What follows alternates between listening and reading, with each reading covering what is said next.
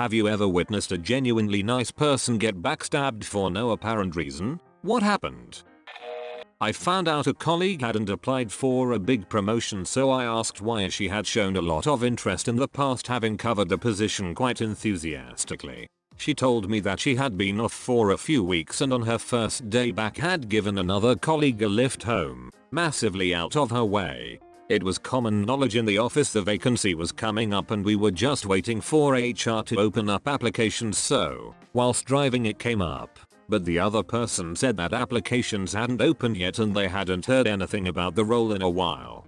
Applications closed the following day and I know for a fact the person who denied knowing about the vacancy had already put their own application in a few days before. My colleague missed out on the role and we all learned there was a snake in the office. What's worse is the petty asshole never stood a chance of even getting an interview for the role, because she was known as lazy and quite argumentative. I have kind of a reverse story. There was a promotion open where I used to work. It was a real nice job. Anyone who got it was gonna make about $125,000 a year. Important job, interesting job, fun job. But pretty much everyone just knew who it was going to. The personal pet of the head of that department, who would be making the promotion decision. So much so that almost no one who was both qualified and in the know would apply for it. The application process was pretty intense, would have taken up a lot of time. So no one was willing to put hours and hours of time, not to mention the stress associated with hoping, worrying, etc. That goes along with a career move like this, into what they had every reason to know was a rigged game. But now there's a problem. Unless there was a sufficient number of applicants, resulting in a sufficiently large number of applicants judged by the HR department to be highly qualified, the position couldn't be filled. It would have to be re-advertised. So the department head made it a point to call a few people in the company that he knew and had worked with. Told them, yeah, not sure if you've heard, but there's a promotion opportunity open in my department. Now, you know I can't promise you the position, but I can say that you'll be very well qualified for this job. Ideal, really, and I very highly encourage you to apply. I can't imagine anyone more qualified than you are. Okay, so at least 2 or 3 people applied. Put lots and lots of time into the application process. More hours spent preparing for the interview. Sweated it. Worried about it. Hoped for it. Then, of course, having effectively gamed the system, he hired his pet. Just dashed to bits the hopes of the pool suckers on the rocks below. The prick. George, nice guy at a hardware store I used to shop at. He liked being busy and wasn't a big talker, so while the rest of the people at the store were standing around gossiping or on their phones, George would be straightening shelves, sweeping, etc. He was also very good about explaining DIY stuff to folks and was always helpful in pointing out the safest way to do something or giving you tips to save money. He worked there over 20 years and was the first guy fired in the recession because the manager thought George was too nice to resent being fired. George went to work at a competitor in the next town, and once word got out that George was over there, half of the store's business followed him. That hardware store is now a walk-in clinic. Too nice to resent being fired. Whoa. Good at your job. Provide excellent service. Sure, you won't mind if your whole livelihood was jeopardized by being laid off, because you're just so nice. As if being a good and friendly person was enough to pay your bills while you're unemployed. Welcome to the real world. I am just glad it backfired PN them. I used to work with this girl who honestly is one of the top 5 nicest people I've met in my life. She really did love this job too and cared about it. She actually had 2 jobs where she started at 4 AM for one of them, and the other job, the one I was at, ended at 10-11 at night. After all this, she'd give me rides home too cause I didn't have a car yet. One day her sister told her if she had half a brain she'd ask to be a server at our location, because she had been working her ass off for basically a year there, working double shifts every day. Not only did management not let her be a server once she quit, another girl who came a month before she quit ended up getting promoted to server by the end of that month. She was 3 years younger than her and had no experience serving. They just hated her for some reason and I'll never understand it. I'm guessing the new hire was a better suck up than your friend. Some people don't hire, promote employees to better the workplace, but to have someone to stroke their own egos.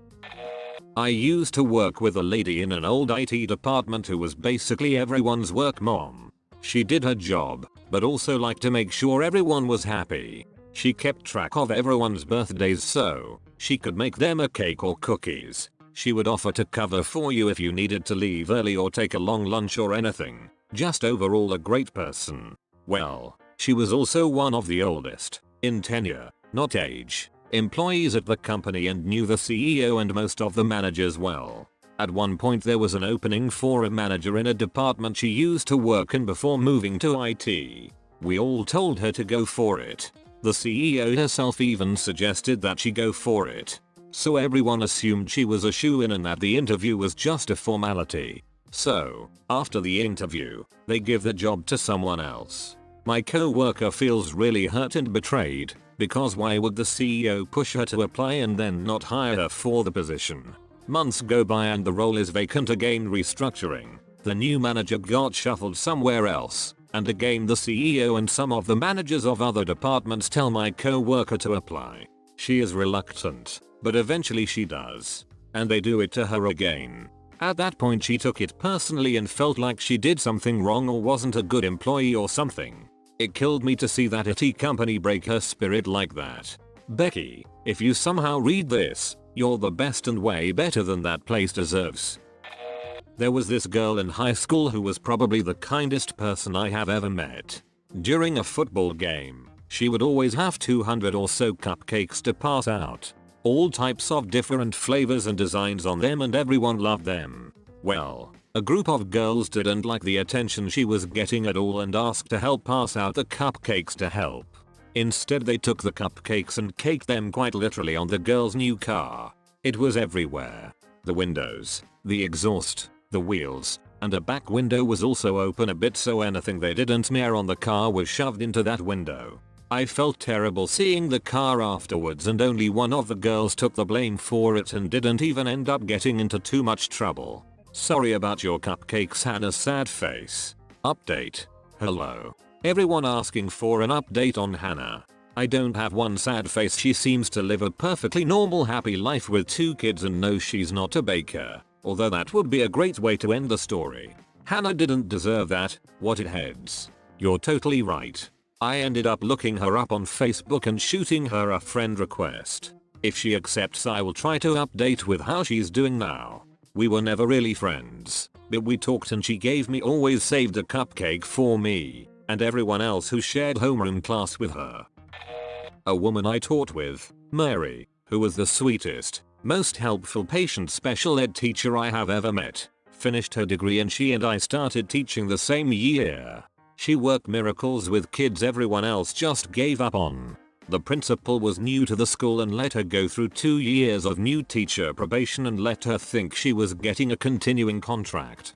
He ousted her because he had final say on non-renewal, and because she was probationary, he didn't have to provide justification.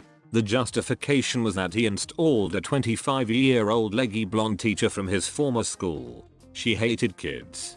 Man, I feel bad for her and also for the kids. I wish she found a better job somewhere else. Luckily, she did. It took her a little while, but she eventually landed on her feet. She's definitely a survivor of the first degree in my book. I went to high school with someone who had some form of mental disability. I can't say for sure what, but I would hazard a guess at Asperger's syndrome. She was a very nice person, very outgoing in that she was always trying to make friends, but had a very hard time picking up on social cues and social norms. She was easily peer pressured, unfortunately, and oftentimes people would convince her to do things because they thought it would be funny, and she either didn't know to say no or maybe just wanted to take a risk to become friends. She was always kind and didn't have a bad bone in her body. It was extremely sad to see such a kind person so easily manipulated and treated poorly. Sad face. On the list of things I saw happen to her, smoking cigarettes because the cool kids told her to, ultimately leading to her becoming a full-time smoker. Smoking weed on lunch break with the cool girls in the forest, and then being left in the woods not going back to class because she was scared. Someone spiked her drink in homeroom and by 10 AM she was drunk and didn't know what had happened. And the ultimate insult, the ultimate Noah get the boat moment for me, was hearing I never knew who did it or I would have said something. Someone surprising her with a lunch they brought for her. This lunch consisted of a sandwich that was filled with magic mushrooms. This absolute waste of a human fed this poor girl, someone who the whole school knew had a mental disability, a very large quantity of magic mushrooms and just let her unknowingly hallucinate at school. She was suspended for doing drugs at school. What a joke. And if memory serves me, she never came back. Or maybe left at the end of that school year. That's legit assault. They should have faced legal action for that. Poor girl.